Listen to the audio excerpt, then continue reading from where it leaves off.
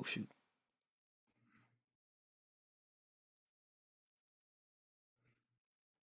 Speaking of ordering things online, I had to order myself some new headphone like cushions on these Razer headphones I got. That sucks. Yeah, well, coming tomorrow. Mhm. This place sells really good stuff.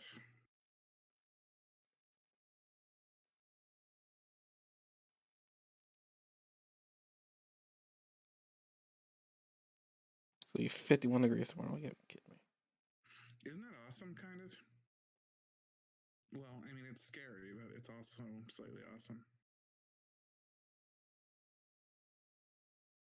And we're live for my Anime4All episode 15. I'm calling this festival prep because this is essentially what a lot of this episode is, except for the ending part, which we'll talk about in a minute in great detail. But Is this the no pants edition of this podcast, or? sure, sure. All right, no pants edition. I'm in.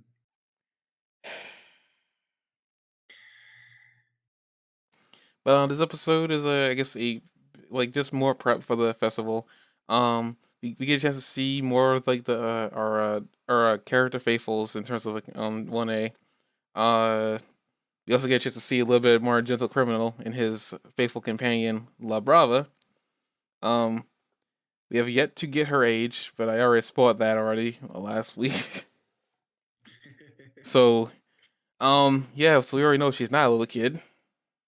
I did that more for you, Jacques, because you're probably gonna go this entire until they revealed how old she was, wondering how old she is, Mhm. because she does not look. She's in her 20s, and I will admit, when I was reading this the first time, I was confused too.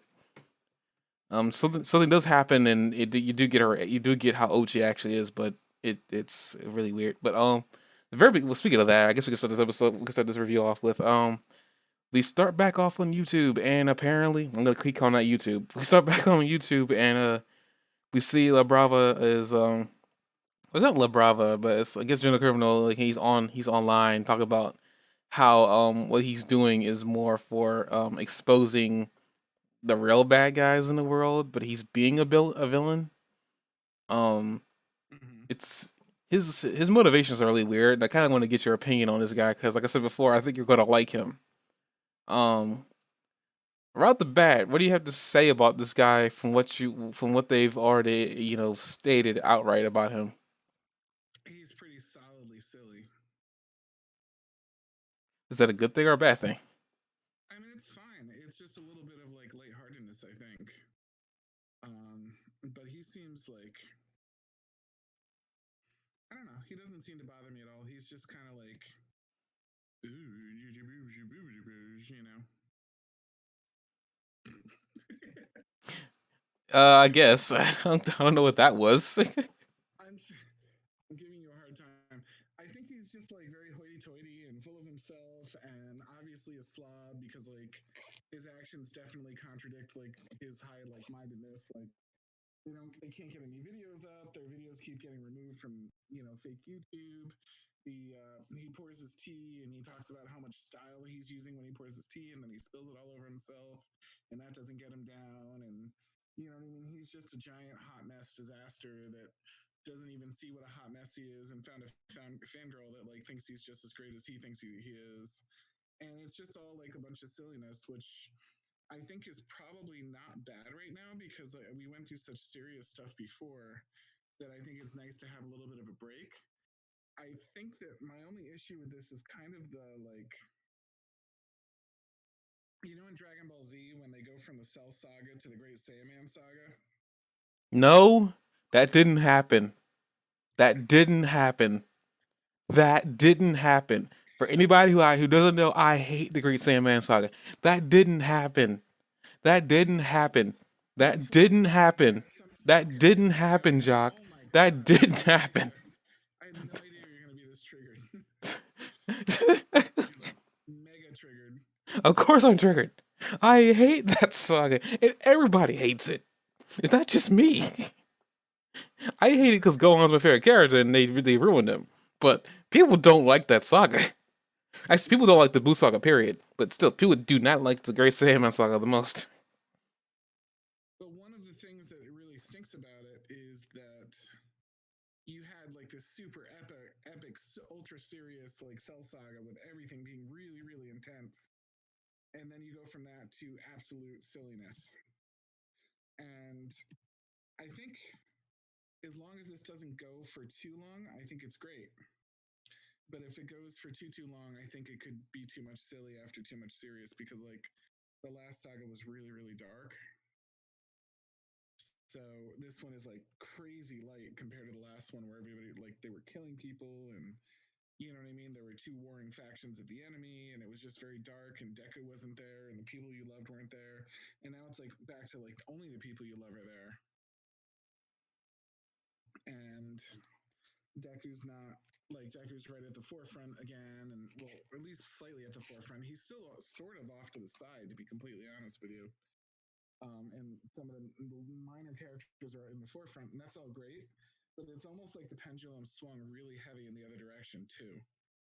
So what I'd like to see is like this level out a little bit, and we have like a good blend of lightheartedness and seriousness without it being all serious or all lighthearted like it is now, where they're just like, oh, let's go make a music festival, and you know, oh, I'm the enemy, but I suck, you know, and things like that. Like as opposed to like the last one where there were like two horrible villains.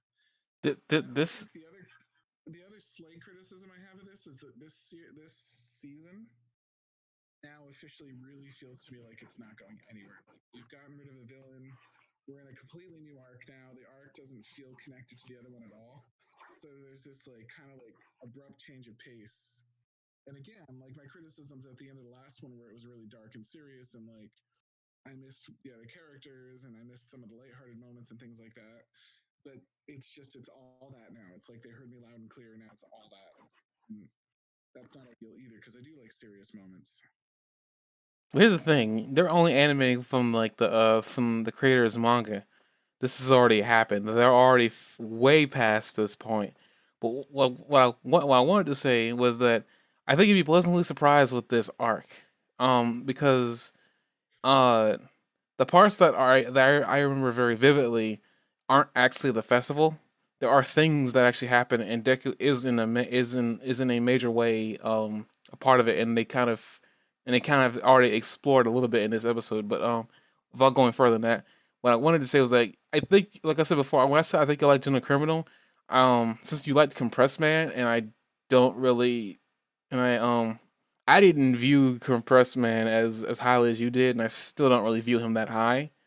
Um, but Makes sense. I think for me, Gentleman is like in that same tier with Compressed Man, which is I think you would like him. He does some things later on that are kind of like what, and it kind of like I said before, you don't really get a good feel of what he's trying to do. At least before he's like really bad at doing what he's trying to do. Um, but that gets shifted pretty heavily, and things do kind of get connected from like I think there's one thing I'm trying to remember if it's even in there. I'm not gonna bring it up, but it's something we've already seen. But I think it gets brought up. It gets brought in this arc. But at the same time, this isn't filler, as I would say the Great Saiyaman stuff is. Like I wouldn't complete this arc to the Great Saiyaman because Great Saiyaman wasn't really. Well, I mean, was it filler or was it really canon? I don't even know. I want to say it's filler because I hate it so much, but no, because Videl was a part of it. Dang it! Uh, Dang it! I hate that. What if Videl would be a part of that? But I liked Videl. she was the only good thing that came out of that saga. The only good thing. I wish they hadn't abandoned her character so much. Like they never really did anything with her after that one loss in the tournament. Okay, I'm gonna say this now, and I'm gonna move on back to my hair. Damn it! What they did with Adele is kind of what when it comes to shonen stuff, action comics, whatever. They do this with every female character. They'll give you a strong, independent female character, but usually what happens is that her arc of being independent stops when she falls in love with one male character, and essentially what they did with Adele. Because in Super, you saw that she settled down and she essentially became a mother. Is literally what happened there. She literally sat down and became a woman, which was very weird and very weird because like one of the things that really made Videl interesting for me was the fact that um she reminded me of Chi Chi, but I would see all the good qualities of Chi Chi. Mm-hmm. And it made sense to why Gohan liked her because he likes his mother. Well, I say he likes his mother. I don't know. There's been some things happening that he's kind of. I think Abridged did a good job of that, showing that Gohan had his problems with his own mother, but uh, that's kind of why I believe that he floated with Videl, and I was hoping Videl was gonna get. But at the same time, you also got to come down to the fact that Videl is human. She isn't like a peak human like Krillin is or Tien, if Tien's even human, or even Yamcha for that matter. So like, then again, she probably could kick Yamcha's butt. So no, I'm gonna leave Yamcha out of this.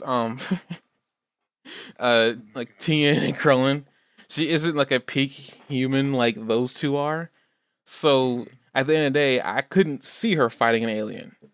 If she did fight an alien, shoot, I would be all for that. But I couldn't see her fighting an alien or fighting I those. think she could fight an alien. Like she could probably get good enough to fight some of Frieza's men. Those are aliens. I still don't think she's like a peak physical human though, because even Master Roshi is like a peak physical human. Like he was the first one. He was like the first one we saw. Right, So, but I think she could get to that point. I think they just abandoned her arc. She got made a little bit of progress, and then they kind of like ditched the character development of it. she's a female character. What do you expect? She fell in love with Gohan. As much as I like, as much as I like to like saying that I like the whole Gohan Videl thing. It, I know the dumbass Dragon Ball community like always like hates any female character if it's not Bulma. no, that's not the thing. What happened to Videl is what happens to every female character in any action show. That's what happened with Videl happens to The every hatred for character. Red Khalifa. It's not that like you talking about community hates for female character. That's not true because if that was the case, they wouldn't like 18. And that's just being honest. And they like 18. They like Launch, and she doesn't do anything but scream and complain. Like I have not seen any real hate towards female characters, just other than they don't do Neutral anything. about Launch. Hmm. I thought people were kind of neutral about Launch, and I thought people mostly just fantasized about 18. Well, people liked 18 and people liked Launch. That's kind of the main reason why 18 stayed in the stayed in the main cast for so long. Even married Krillin. I mean, yeah, probably a lot of it had to do with half it probably had to do with people fantasizing 18, which I didn't even know that was a thing until like recent years. It's very weird what you can find about 18 online, but I didn't even know about people because I didn't really find any female Dragon Ball Z character really that attractive, if I'm being honest. Not even Bulma, and she was supposed to be the main one. Um, I didn't really find no female character attractive, really. I didn't think they were like in the same vein as like characters from other shows I've watched because a lot of female characters are usually made to be attractive. I don't think the goals of like the female characters in Dragon Ball were meant to be attractive. But I never found that. I never found any attractive. But moving on, um, back to My Academia. That was a Where's Piccolo? He's asexual because he can reproduce himself. Is it okay to be attracted to him, or is that gay? I don't know, man. Like I mean, we're in 2020. Being gay, lesbians kind of in right now, so I don't know. No, I'm just asking for a friend. But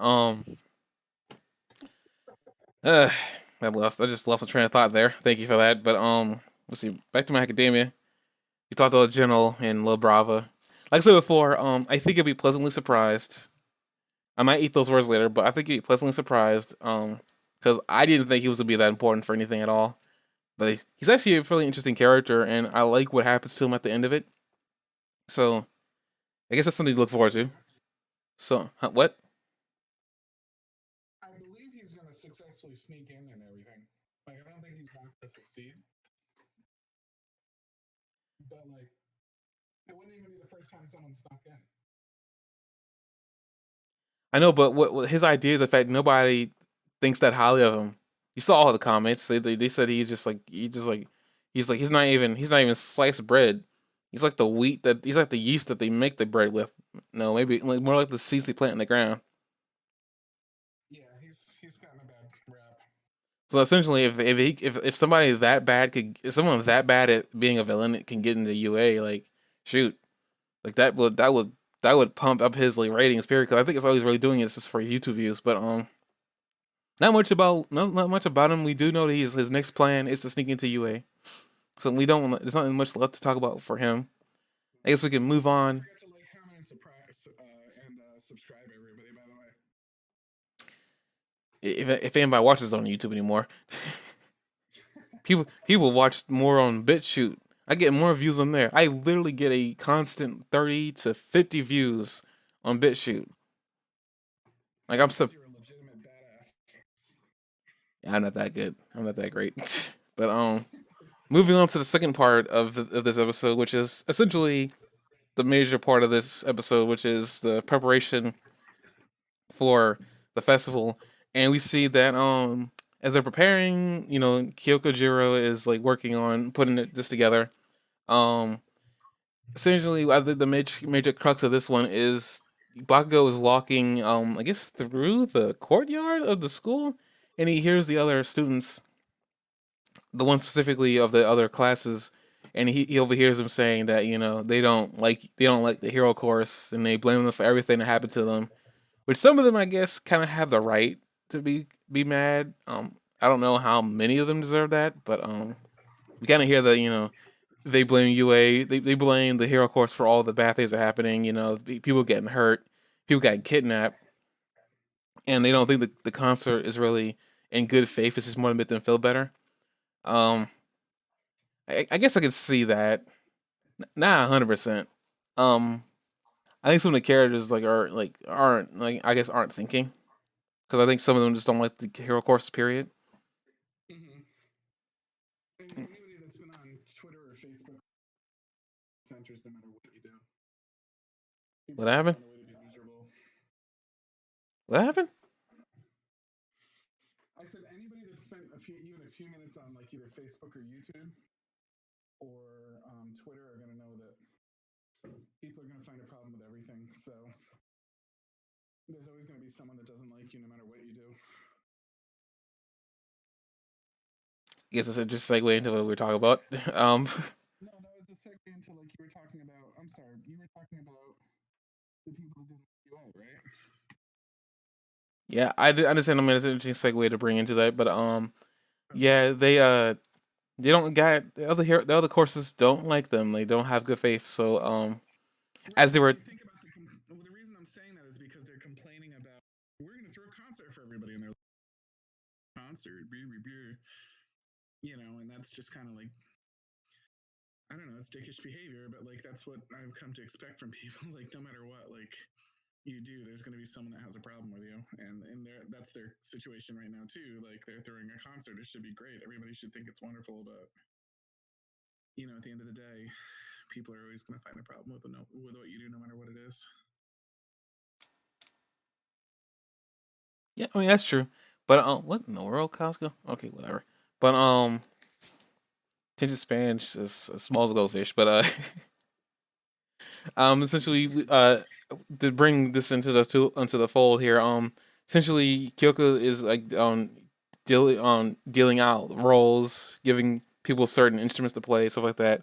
They find out that Bakugo can play the drums, which is interesting development. Yeah. uh, and essentially, as like the well, Kaminari, or is it the guy with the tape arms? He kind of plays into Bakugo's like mind of like, this is too hard for you, and he finally can play the drums. And Bakugo, I find this interesting because for the major part of this episode, Deku, other than during the preview or during the review for the last episode, Deku is nowhere in here. So Bakugo was the one here, inspiring people. He kind of comes off a little bit like mean at first, and then I started reading what he was saying on the second time I watched it, and a lot of what he said, oddly enough, made sense in his own weird way. It's like we should be doing this for ourselves, not doing this so people would like us. It's just like it's Bakugo's smart. Like he's always been really the answers if he just wasn't like he just get over himself and get out of his own way. I just kind of find it interesting that like Bakugo was the one that kind of inspired everybody to go on and do this for themselves, which was quite funny. I was like, wow, like they're really hammering all the fact that Bakugo can inspire people. He just needs to like chill out, I guess, in certain ways. It's like I really want to see Bakugo in like years in the future and see what he's like. Because it's like it's really interesting to see certain parts of his character. Um, Hmm.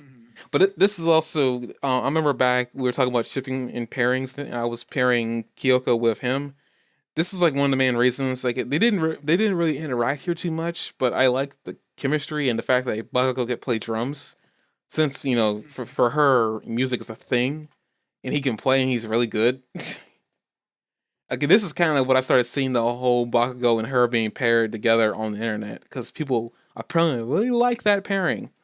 Um, they really do. Like it's like I'm not even kidding. You're laughing, but people really like that pairing, Bakugo and her.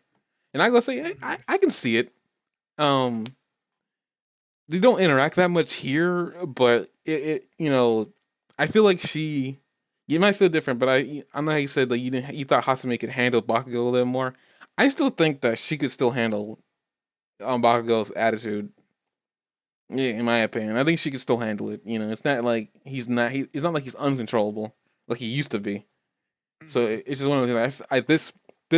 This is kind of like one of those pairings that cannot pop up for me anyway.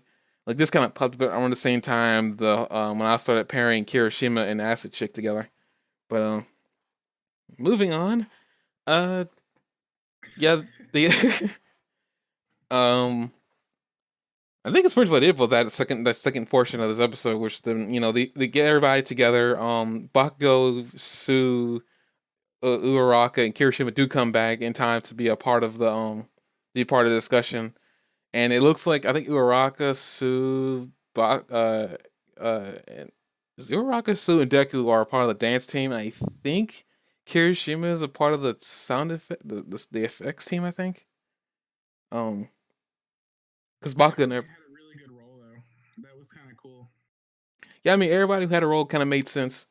So we kind of go off in there, and Ida's screaming that we're gonna have a lot of work to do tomorrow in his own Ida way, which is kind of funny. Hmm. But it didn't move on to the last part of this episode, which is kind of like an interesting crux for Deku in his development. Um, I kind of like how this part of the episode progressed. It progressed very fast, much faster.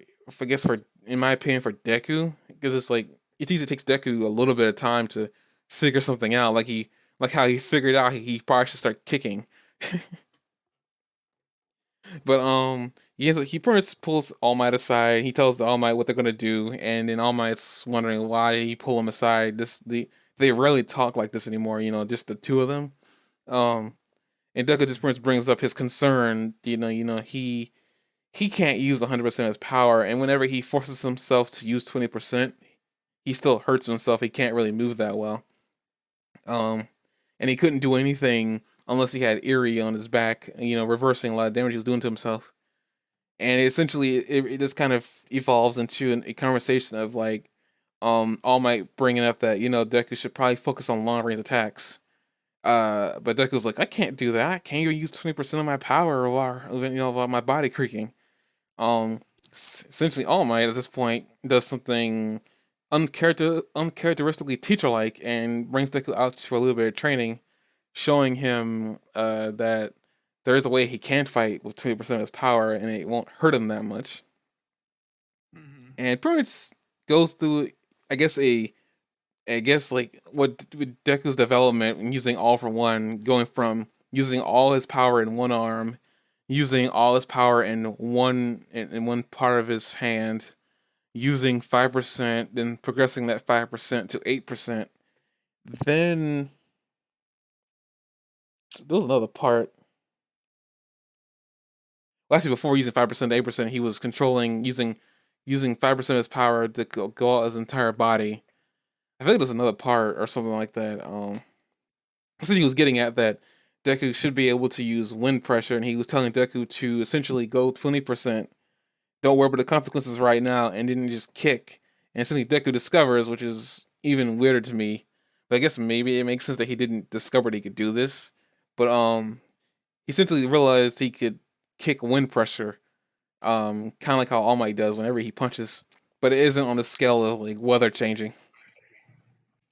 Well, it's not weather changing, but there's a that All Might does that kind of stuff. It's like the New Jersey or something like. No, I'm not saying. I'm just saying that like what I'm getting is if Deku couldn't didn't discover because like I think he was more focused on the fact that he can't change the weather like All Might, at least not yet.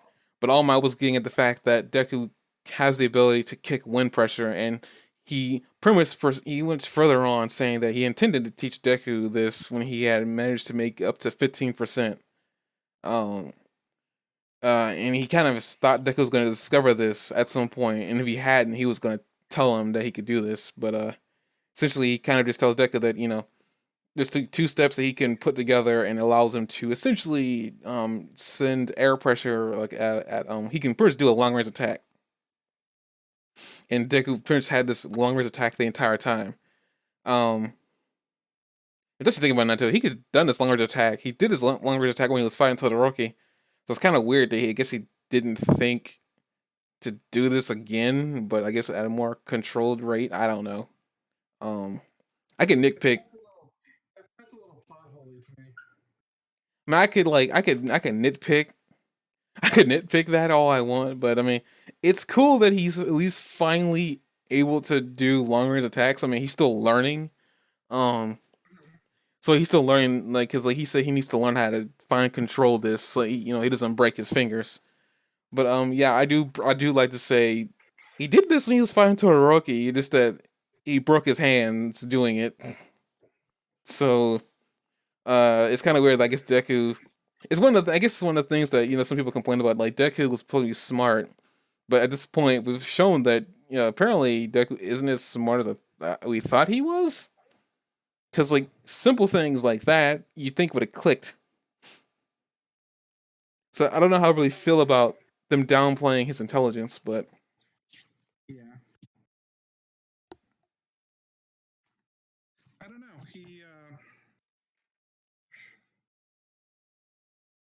It's hard for him because like he, I think you get learning something new and pioneering something is a lot harder than like being told what you're supposed to do. I think I guess. But I mean, if I were to nitpick this whole long range attack at 20%, the fact that like Deku like said that he can't like really fight at long range. The only reason I would think that he would say that is because um he literally stopped using his hands for a lot of attacking because he didn't want to ruin his hands. Which makes sense. So if I were to take that on a logical route, I wouldn't try to use like any of my power in my hands because I've already kind of ruined them to begin with. So I guess in a real way, you could dismiss that as a reason why he didn't think to use his hands. But I mean, even I guess even that he used his fist to fight Bakugo during his second fight, because he said he didn't say he couldn't use his hands. He just used his feet because he didn't want to damage his hands any further. So there's like I guess there's like a little small couple of things, but I guess also with that too, as All Might is talking, teaching Deku, he kind of hints that like he wasn't always using 100%. Because if he was, Deku brings up the fact that anytime he would have moved, he would this there'd be damage in his wake. Because like we've seen him jump, and he can jump pretty far. So this is one of those things where like I guess it makes sense that he was never at 100% all the dang time. He only ever 100% when he's using his smashes. mm-hmm. So I guess that makes sense that he was never at 100% all the time, which makes a lot of sense. I guess it's kind of like oh, that makes a lot of sense moment, because you probably would think like, wait a minute, how's he moving around without damaging the surrounding area? Mm-hmm. Because All Might's a big man, so it's just one of those things where like you think he would be damaging buildings when he's moving, but I guess what are your opinions on this Yeah, whole? Hmm? didn't they say he was holding back when he was fighting all for one? He was holding back when Bakugo was around. He couldn't go all out when he was fighting with Bakugo around. Only when Bakugo was like gone did he actually was he able to do 100% of his power at that current time. He was also neutered by the fact that there were like civilians and stuff too. To remember? A lot of them were gone by that point. I mean, because like with the fact that the other heroes were there to get rid of them all. Like I said before, he was at 100% at the current time that he could be. And by that I mean like he was already damaged as it was, and 100% of his power wasn't 100% of his power at that point. I'm pretty sure because he was already being powered down as the episodes were going on. So he was at 100% of his power that he could muster at that time. Yeah. So it's one of those like random things. But I guess it's cool that All Might can finally teach Deku something about his power that I guess he didn't think to do. Um, for better or for worse. Uh, it's cool that he's like now Deku's got a path to choose to go further. Now he knows what he has to do to be able to get better. Um, Mm-hmm. so that's really cool. Like we're gonna see that progress. Can't really say much more on that subject without saying something Yeah. I can't say. I think it's kind of fun, like even as the audience, and we can criticize Deku for not figuring that out. But even as the audience who's supposed to be kind of privy to that stuff, it never occurred to me that he could use his power that way. Once they said it, it made perfect sense because it's an extension of what Gran Torino taught him. But I think it's kind of neat that, like, on top of that, like, there was another level to it. You know what I mean? When they were talking about, like, you can use your power and you can start controlling things a little bit more and spreading it all over your body. This is almost like in the other direction. Like, he's saying that, like, he was like, "Oh, one of the reasons you blow up your hand and everything every time you punch is because you're packing all your power in your fist and things like that, and that's what makes your hand blow up whenever you use it." He said, "But you can spread this all the power all over your body and evenly distribute it, blah blah blah," and that was kind of cool. And he was like, "Oh, okay." Now All Might started telling him the opposite. Now you can focus your power on a single spot of your body for a lightning moment. So it's something that like almost he needed to learn how to do all this before he could do it because you see him when he flicks his finger, like he goes, like it hurt. But not like it hurt like he's permanently damaged hurt, but it definitely did a little bit of damage. Like he practiced that all day long or anything like that, I think, and expect his body to be okay. But it's kind of cool that they went back to where he was in the beginning. First they got him way the heck away from it until he could learn how to control his power a little more, and now they're kind of like pushing him back in the other direction, which would have been like the danger zone for a while ago. So you can tell, when All Might says, "I've been waiting until you were ready for this before I told you about it, but I think you are now." So I don't know, it's cool, and I can't blame Deku for something that didn't occur to me either. And I get that, but it's just more of those things where like I think back to all the fights he's been in up to this point, and then the whole him fighting Todoroki. It's kind of one of those things like Deku said he couldn't fight far away, but then again I bring back to the whole like maybe what happened is that he was told that he shouldn't fight the way he's been fighting because he's gonna kill himself or permanently damage his arms to the point where he can't use them. So it makes sense that he wouldn't think to use his fingers and concentrate portions of his power into his fingers because he's been forcing 100% of his power into his fingers from the get go. So, as I say, he's been forced away from doing that to a continuous amount of power throughout his body, and now he's slowly realizing that his body can handle certain thresholds of power now. 20 being his max at this current time. So I mean, it's really cool. I mean, it's also interesting to think too that 20% of his power he's capable of throwing shockwaves. So it's like, good Mm-hmm. gracious, what can he do at 50? It's one of those things where like it kind of makes you think that it's like All Might brought up the fact that and it brings up the fact that things he didn't think about. All Might saying he was never at 100% of his power when he was walking around or even moving around cities, because he would destroy the city if he was at 100%. So it's like small things like that that didn't occur to me. I was like, that makes sense.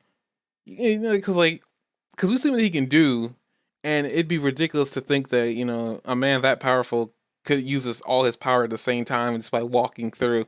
He probably cause earthquakes just by stepping on it. So I was like, Yeah. So it makes sense that he's not at 100%. He's usually at 20 to be able to throw shockwaves and stuff like that, and air pressure. Mm-hmm. That kind of makes you think that I wonder like what level is he at when he changes the weather? Is what about that? But I mean, yeah, it's like it makes sense that now Dick has got to learn how to do continuous pinpoint um one for all now versus continuous throughout his entire body because he's already learned to do that, and I think he's gotten to the point where he can do it by reflex now. Except for 20%, he had to force himself to do that. As he said before, he had to force 20% out of him to be able to do that. Yeah, and plus, we know that that's not his real 100% anyway, right? What are you talking about? All Might.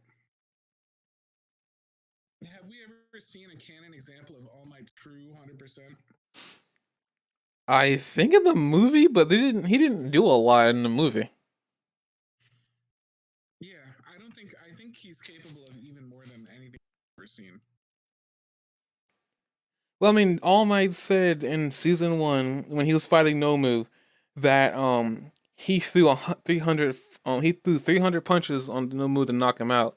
But according to him, and I don't know this is an exaggeration, but in his prime he could knock him out with five, or it was a three. I forgot. I think that wasn't an exaggeration. He doesn't seem like the type that wants to or needs to exaggerate his power. I don't know because it seems kind of ridiculous to think that okay, how old are you? So we know from where you are to your prime. So that because like 300 blows, but you're telling me if you were at your best, you could knock him out in five. Granted, I'm not saying it's impossible, but it just seems kind of weird that he would point that out after sending Nomu flying.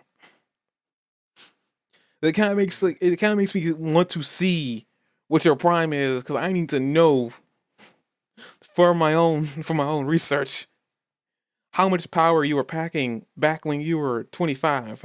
That's what I'm gonna put on prime because that's prime for humans. So I had to assume that's what they mean by a superhero on their prime. I don't know, but I'm gonna use that as a benchmark.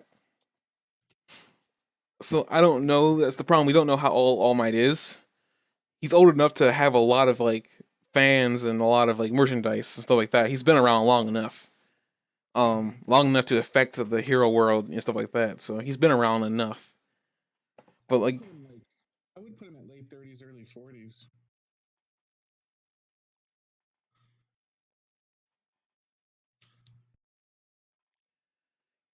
with 20 years of degeneration, I don't know. That'd be enough to sit there and say that 300.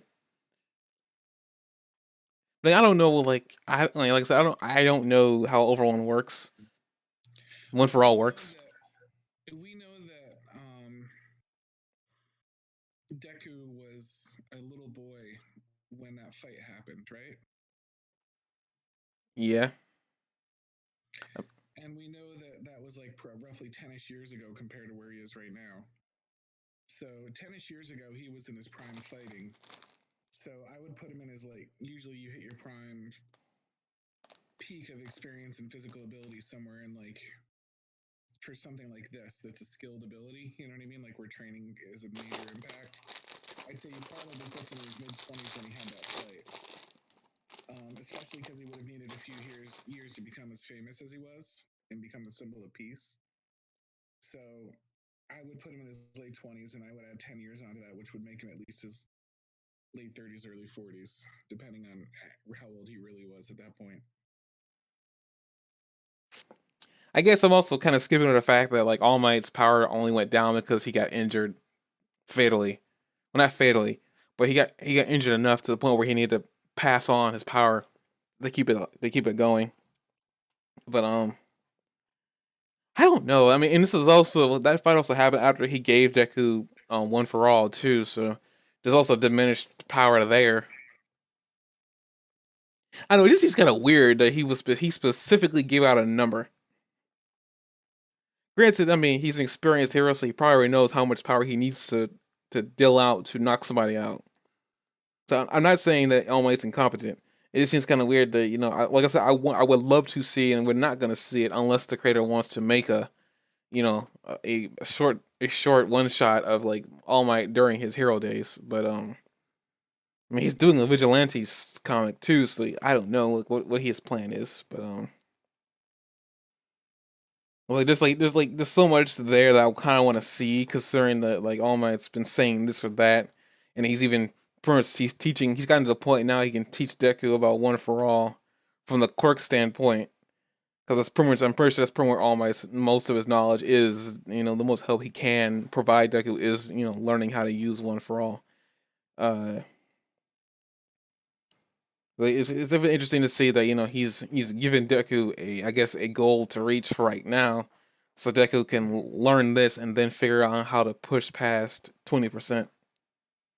Um, but I like how we're seeing Deku slowly progress, and like he went from 5% to 8%, which wasn't that much of a which wasn't that much of a difference, but then went to 20, which is only a percentage higher than All Might was willing to let Deku go to before he taught him he could do projectile attacks.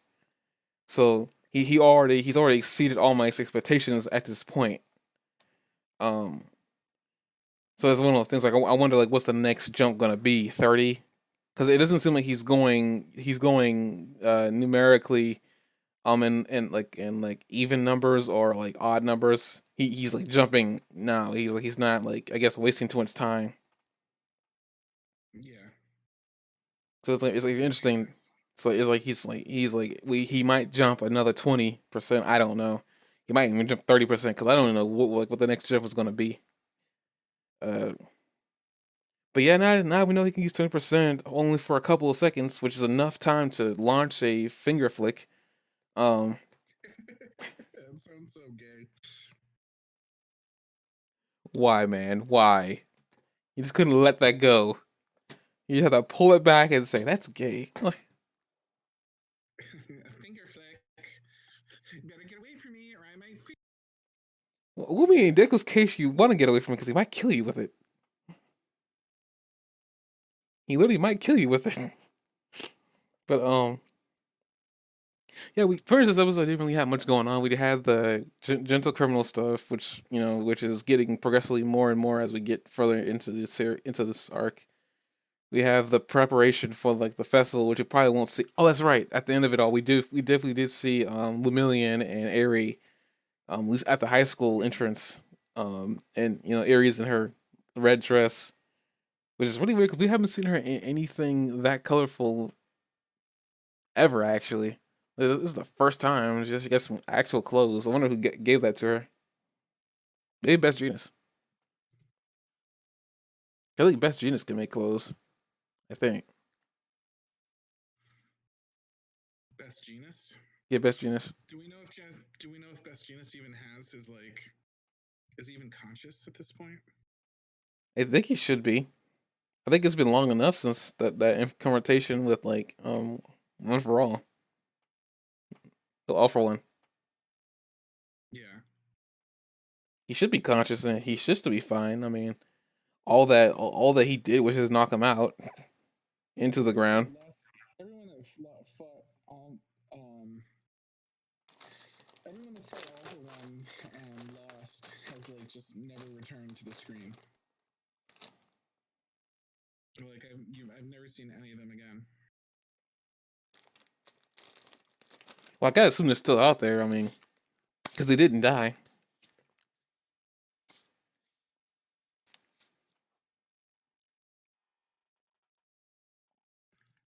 Yeah, I know they didn't die, but like I've never heard anything. As far as I can tell, they had to retire, or they were in a coma, or something like No, that. if they were retiring, that they would have made a big spectacle about that if they had to retire. But I mean, as far as I can tell, they're out of commission. Like we've never heard anything about them. We've never seen them again. Like nobody talks about them. It's just like they've lost all relevance. Like they might as well have retired, as far as I can tell. But usually, when if a hero is gonna like retire, they're gonna make a big spectacle about it. Because like they're gonna let you know that they retired. They're not gonna let that like sit this. I'm like in my assumption they're still around. They maybe they're just still on like bed rest. Because I mean, even like that hero what's his name? The guy in the spacesuit from season one. Like as far as I think he was still alive. Is that he just had his suit ripped? Whatever. That was Uh, a woman too, wasn't Rescue a woman in the spacesuit? no, I thought that was a dude. I don't want to look in the wiki, but you check it. I think it's a woman. I don't even know what his name is.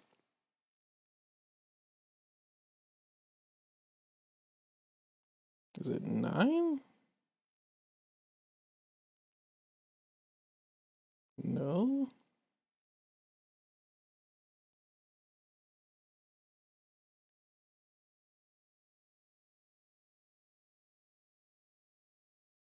no. Okay, enough of this. We go to my Hero Academia wiki. I was trying to type it into It's a Google. really cool name. I just can't remember it.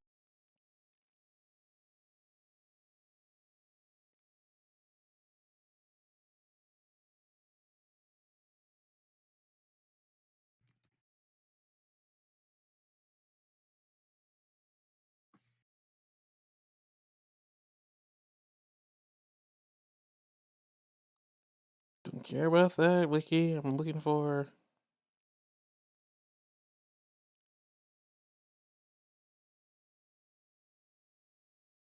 See here. All Might.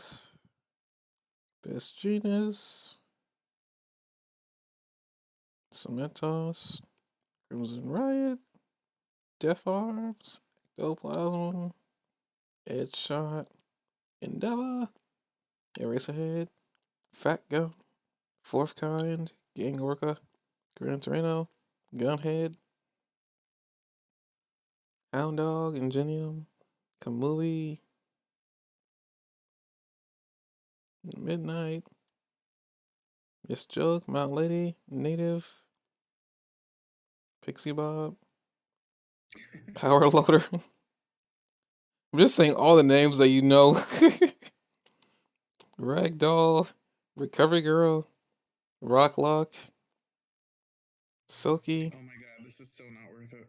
Sir Night Eye. Serious. Snatch. 13.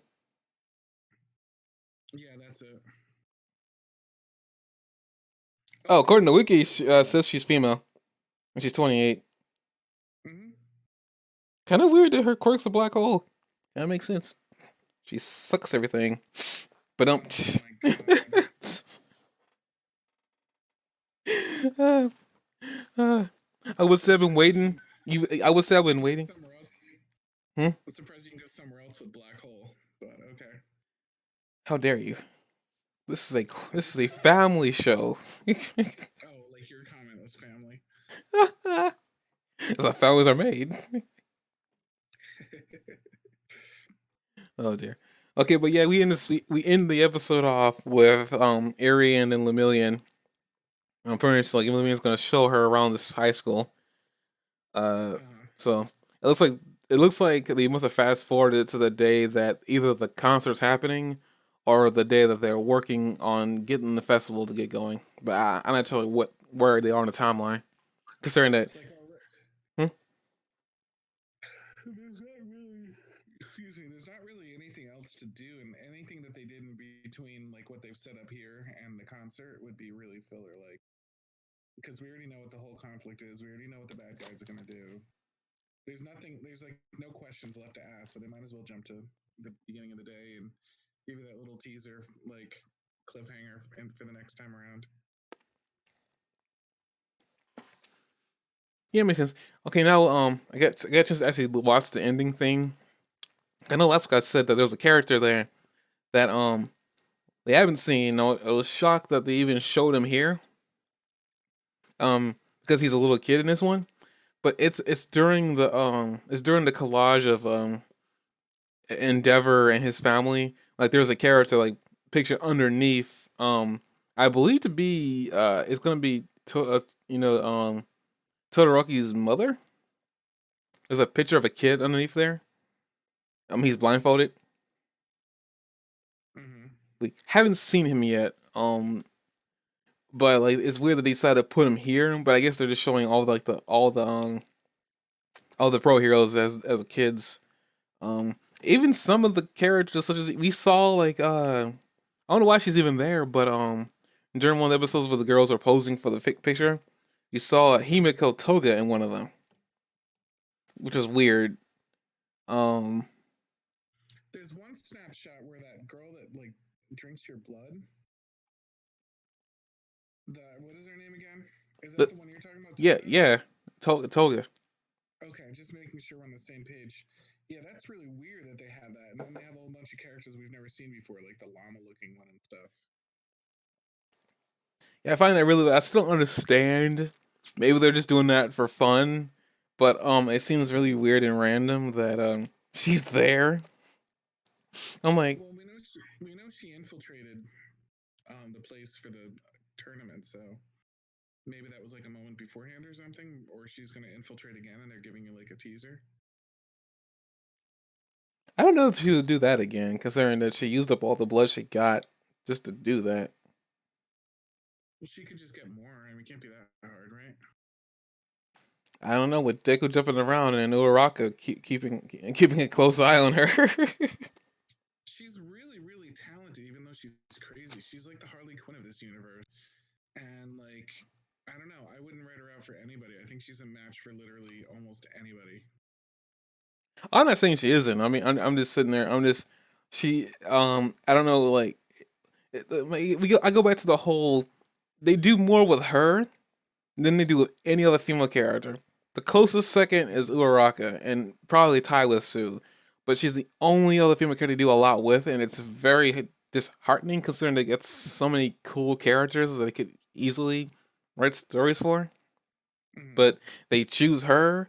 I get it, but at the same time, it's like, can we get can we do something else with some of the other girls that don't get any attention? Period. Shoot, Invisible Girl is literally invisible. Can we talk about that? What is there to talk about? I don't know. There's some story he could probably write with her. Like, I didn't even think he could write a story with Kyoko Jiro. Yet here we are. Mm-hmm. Shoot, I didn't know he was going to write a story with Sue, and then look at that. She's gotten like several spotlights. For crying out loud, she was like the first. Was she the first chick that they paired with Deku in a fight? No, I think Uraraka was the first one. Uraraka. When she was the second chick they paired her with. Like, for crying out loud, it's just really freaking weird that they got all these other female characters. Yaya Rosa had her own little small little like confidence thing going on there that didn't really last too long. Mm-hmm. Um, it's just so many characters I feel that they could do a lot with, like especially with the girl crowd. Ashido, they did a little bit with her in a flashback, and Yeah. that was it. It was a flashback.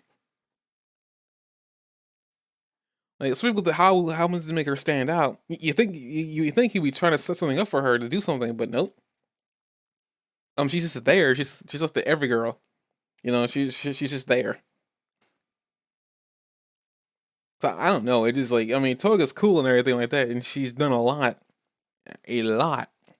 for a character who's mentally psychotic. Yet at the same time, she's really intelligent. Well, It's the you need to build some of your bad guys up a little bit too to make the story more interesting. Generic bad guys that you haven't had a chance to get to know is not like, you know, not something that's going to get you in totally involved. Like, it's better if you can get involved a little bit more in that I way get too. that, but they got like, is she the only girl on the bad guy side? Dang, she is. It's weird too because she's wearing a schoolgirl outfit. Moving on, but they get other characters. I mean, for crying out loud, like why not build her Shigaraki? They literally dropped the biggest truth bomb in the history of this show. She's literally the grandson of All Might's successor, predecessor. Like you think that would have been like a big plot thing. You know, they were going to deal with a lot more, but they haven't even brought him up. At this point, the only thing you laugh, but like the only thing that's really changed ever since that plot reveal, Mm-hmm. they now refer to him as Nana Shimura's grandson. Like Before it was just Tomer Shigaraki or Hand Dude or whatever they're gonna call him. They never really referred to him any other way. Now it's kind of Nana Shimura's grandson now. Um, Yeah. so they changed the way they refer to him now. But at this point, like all he's really done is look really badass from an explosion. Which I freaking like that he did that. They gave that to him. Like I know how you didn't really like what they did with overhaul at this point, but I like what they gave that to they gave that to Shigaraki. It was pretty cool that they gave that to him. Yeah, Um, definitely. like they kind of build Shigaraki up. As I said before, he's no longer just a idiot. He's actually intelligent, which I've already said before. The scarier people in the villain territory are not the dumb villains. Or it's the dumb villains that become smart. It's because they're the ones you have to look out for. Hmm. So like those are the scary ones. So I mean, yeah, they're it's cool that they're developing Toga, but I wish they develop more if they're going to start developing the villains. I mean, we don't know anything about Spinner. Um, we've only seen Dobby act a couple times, and it's only really been in like very high profile instances, like the incident with Overhaul. He was there. He was there fighting Snatch. Um, Twice got a little bit of like shine when they revealed his quirk and like what his what his I guess why he's wearing the suit to begin with. I think they're gonna do more with Twice. I I think we're not guess. done there.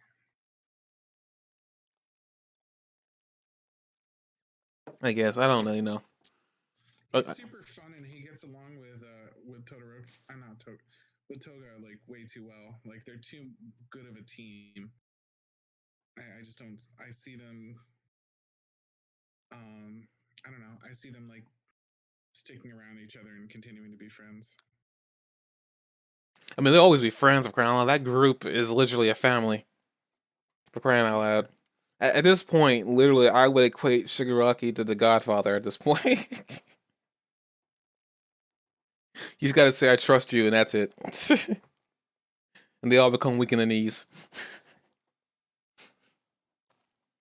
But it's true. Small family. But Got Todoroki with me. Sorry. oh dear God. I mean, he might got Todoroki with him. I mean, we don't know. We still know the full story of Dabi. Uh, Yeah. but I think Dabi's really an interesting thing because like his design just really speaks to me. I like the way that he looks. He's so mysterious, yet he's not so mysterious at the same time. It's like one of those. He's like I one. like the fact that he's a fire villain. Shut it. And speaking of that, I know I brought up the fact that Endeavor can like Oh my god, no Endeavor. I know I bring up the fact that Endeavor So can. cool. I love Endeavor so much. That's you. That's not where I'm going with this. I was just saying. I know I brought up the fact that Endeavor can make blue flames, but it takes some actual. He has to exert himself to do it. Yeah. Dobby can make blue flames on his own, and he's doing it without any effort. If that's not a sign that he may be Endeavor's son, I don't know what is, or even Todoroki's brother. Hmm. But I mean, you can make the argument that that's maybe this is the evolved fire quirk. I don't know, but it seems really weird that we see Endeavor do it, and then all of a sudden, Dobby's making flame wraiths. Like what in the world? Like it's ridiculous. Like I mean, on top of that, Dobby is our powerhouse. He doesn't do anything unless he's needed, which is even weird to me too, considering like he's got this all powerful card on his side, and he rarely draws it. It's like his Zodiac from Yu-Gi-Oh. Hmm. He just rarely draws it because he doesn't have the time to draw it. But we haven't even seen what Spinner's been doing. Spinner just kind of he's just kind of chill. You think that Fanatic's chill? Like Yeah, he's more hard. actually. He's more hardcore than like when it comes to Stain. He's more hardcore than Toga. Oh my god, he was just driving the truck last time. I forgot he was there. Yeah, exactly. I mean, he's pretty background. He's pretty chill. When you're the guy that drives the truck and you don't even get out for the big event, I mean, What's this man's quirk again? Did we ever find out? he's lizardy, I think. That's lame. Yeah. He's just the lizard versus a Teenage Mutant Ninja Turtles at this point. You can look him up, but it might have something to do with weapons or something. But like, I don't know. It's not memorable. We know that at least. Poor Spinner. He talked a lot and didn't do a dang thing. Poor Spinner. But I think that's about it. I think we end this. I was end this review off here, and next week I guess we're gonna do more with. I guess Erie now. I guess we're gonna talk about. We're gonna be with Erie and Lumillion and their little Mm. date. Oh my God, she's a minor. Not in Japan. No, I don't mean that. I don't mean that. I don't even think. I don't. I don't even. I don't. I think even Japanese standards, she's too young. I think in Japan you're legal at like 18, or is it like 17? I forgot what it is. It's younger than the legal age over here. 18 is legal here. Then it's younger than that. 17, I think. It's younger than that. But yeah, she's not even that close. She's not even close to legal age. So don't know why he referred to as a date. That might have been a mistranslation. I don't know. Oh well, gonna end off here, and I guess let that linger on in your brains. Plot twist. Oh dear, no, no,